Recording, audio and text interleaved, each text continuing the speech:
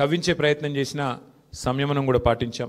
అట్లాగే మేమేం చేశాము, ఎందుకంటే ఒక 10 ఏళ్ళు ప్రభుత్వాన్ని నడిపిన ఒక జవాబుదారీ పార్టీగా, ఒక బాధ్యత గల ప్రతిపక్షంగా 10 ఏళ్ళు మీరు ఏం చేశారు జూబ్లీహిల్స్ కంటే 5,328 కోట్లతో అభివృద్ధి సంక్షేమ కార్యక్రమాలు చేశామని చెప్పి లెక్కల హితంగా, లెక్కల సహితంగా మరి ప్రజల ముందు పెట్టాము. చాలా పారదర్శకంగా పనిచేశామని చెప్పి ఎన్నికలు కూడా పోయినాం. అట్లాగే కాంగ్రెస్ ఎగ్గొట్టిన వాటిని కూడా లెక్కలతో సహా ఇంటింటికి తీసుకొని పోయాం బాకీ కార్డుల ద్వారా. అట్లాగే ప్రజా సమస్యలు, బస్సు ఛార్జీల పెంపు మీద నిరసన చెప్పాము. బస్తీ దవాఖానాలు విజిట్ చేసి ప్రభుత్వ యంత్రాంగంలో చలనం తీసుకొచ్చాము. హైడ్రా విధ్వంసం మీద, ప్రభుత్వంలో ఉన్న పెద్దల ద్వంద్వ ప్రమాణాల మీద, డబుల్ స్టాండర్డ్స్ మీద కూడా ప్రభుత్వాన్ని ఎండగట్టగలిగాం. ఆటో అన్నల సమస్యలను కూడా ప్రభుత్వం దృష్టికి తీసుకురాగలిగినాం. వాళ్ళ తరపున కూడా గట్టిగా మాట్లాడినాం. హైదరాబాద్లో రోడ్ల దుస్థితి విషయంలో కూడా ప్రభుత్వాన్ని కదిలింపజేయగలిగినాం.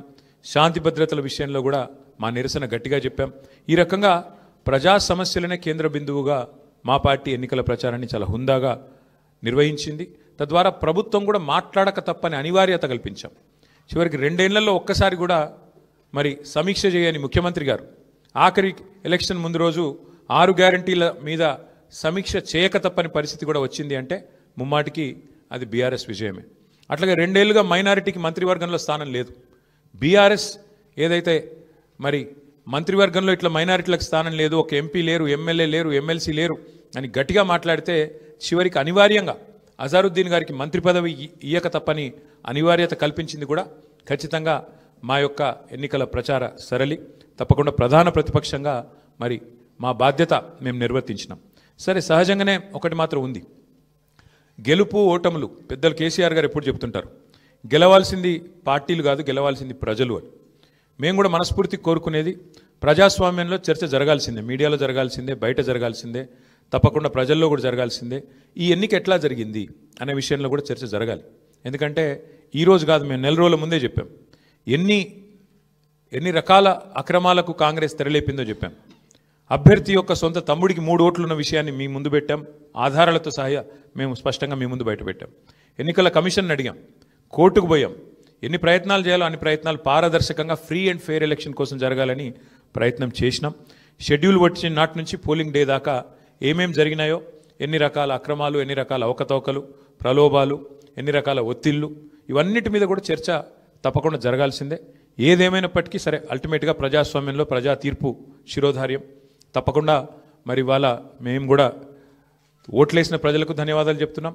అట్లాగే మిగతా వారికి కూడా మేము విజ్ఞప్తి చేస్తూ ఉన్నాం. ప్రధాన ప్రతిపక్షంగా మా పాత్రను మీరు గమనించారు. ప్రధాన ప్రతిపక్షంగా మేము గెలవాలనే కోరుకున్నాం, సహజంగా గెలుస్తామని ఆశించినాం. బట్ ఎలాంటి నిరాశ లేదు, మా పని మేము చేసుకుంటూ పోతూనే ఉంటాం.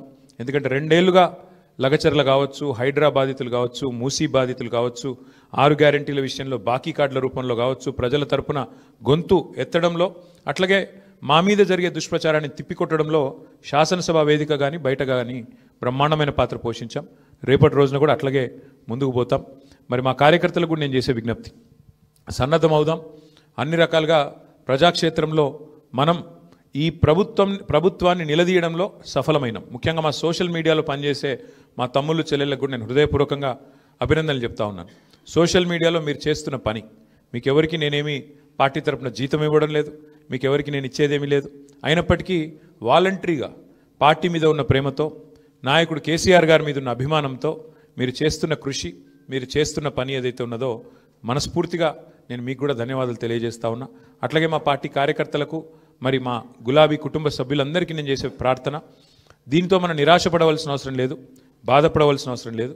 తప్పకుండా ముందుకు పోదాం. అట్లా అనుకుంటే ఇవాళ జాతీయ స్థాయిలో కూడా మీరు చూసినట్టయితే మరి కాంగ్రెస్ పార్టీ బీహార్లో తన ఉనికిని కోల్పోయే పరిస్థితి ఉన్నది.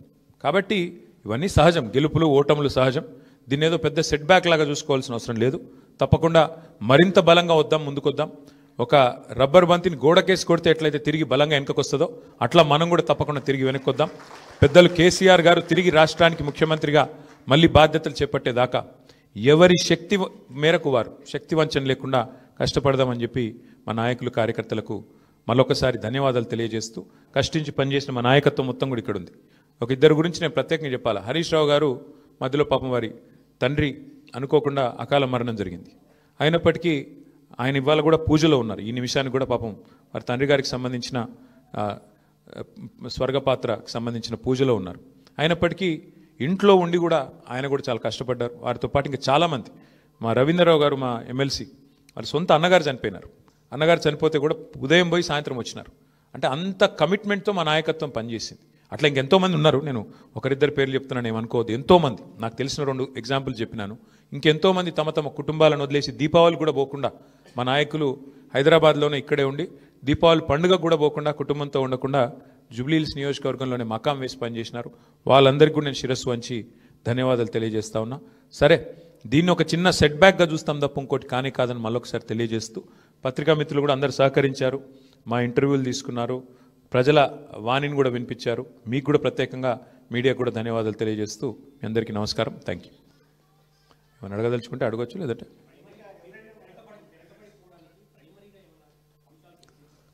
అంటే ఇప్పుడు ఇట్ ఈస్ టూ ఎర్లీ. ఒకటి మేము కూడా కూర్చుంటాం పార్టీగా, ఎందుకంటే మొత్తం ఇంకా అన్ని డివిజన్లలో ఎన్ని బూత్లలో మాకు లీడ్ వచ్చింది, ఎక్కడ మైనస్ అయింది, ఇంకా మేము కూడా చూడలేదు.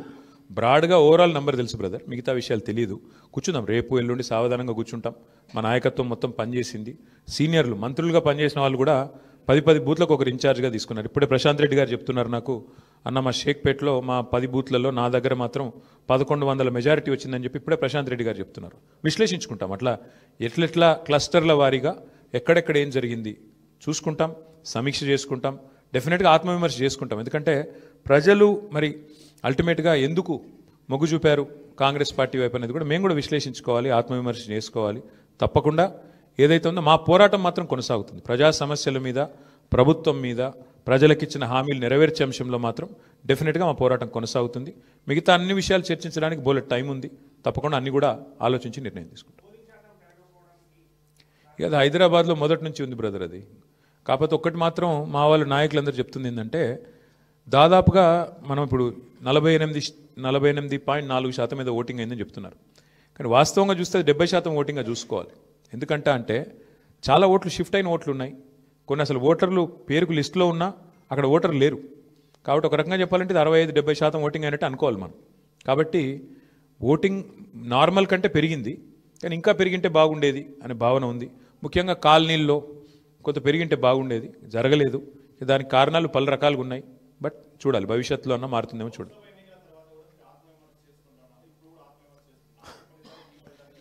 చాలా తేడా ఉంది కదా బ్రదర్. ఇప్పుడు స్పష్టంగా ఈ ఎన్నికలతో ఏం తెలిపోయింది, ఈ రాష్ట్రంలో, తెలంగాణ రాష్ట్రంలో కాంగ్రెస్ ప్రభుత్వానికి, కాంగ్రెస్ పార్టీకి ఒకే ఒక్క ప్రత్యామ్నాయం బీఆర్ఎస్ అని ప్రజలు తేల్చి నిర్ద్వందంగా తీర్పిచ్చారు. దాదాపు నాకున్న అవగాహన మేరకు మాకు 38-39% ఓటు వచ్చినట్టుంది. ఇప్పుడు కూడా ఇంకా ఫైనల్ అయినట్లేదు. 38 వచ్చిందా 39 వచ్చిందా చూడాలి. డెఫినెట్గా మరి మంచి ఓటింగ్ శాతం మాకు వచ్చింది. నేనేమంటానంటే, మరి సింగిల్ డిజిట్లో ఉండిపోయి డిపాజిట్ కోల్పోయింది కదా ఇవాళ ఇంకో పార్టీ. ఇప్పుడు మేము ఓటమి పాలయ్యి ఇంత గట్టి పోటీనిచ్చి అధికార పార్టీ ఇన్ని రకాల ప్రలోభాలు పెట్టినా, ఇన్ని రకాలుగా ఒత్తిళ్లు తెచ్చినా, ఎన్ని రకాల కార్యక్రమాలు చేసినా గట్టిగా నిలదొక్కుని బ్రహ్మాండమైన పోటీనిచ్చాం. అట్లాగే మీరు చూస్తే ఉప ఎన్నికల్లో గతంలో ప్రతి ఉప ఎన్నిక మేము ప్రభుత్వంలో ఉన్నప్పుడు దాదాపుగా మేమే గెలిచాం, 1-2 మినహాయిస్తే. కాబట్టి ఇవన్నీ కూడా జరిగే వ్యవహారాలు. దీన్ని అంత ఇది చేయాల్సిన అవసరం లేదు. పార్లమెంట్ తర్వాత సమీక్ష చేసుకున్నాం.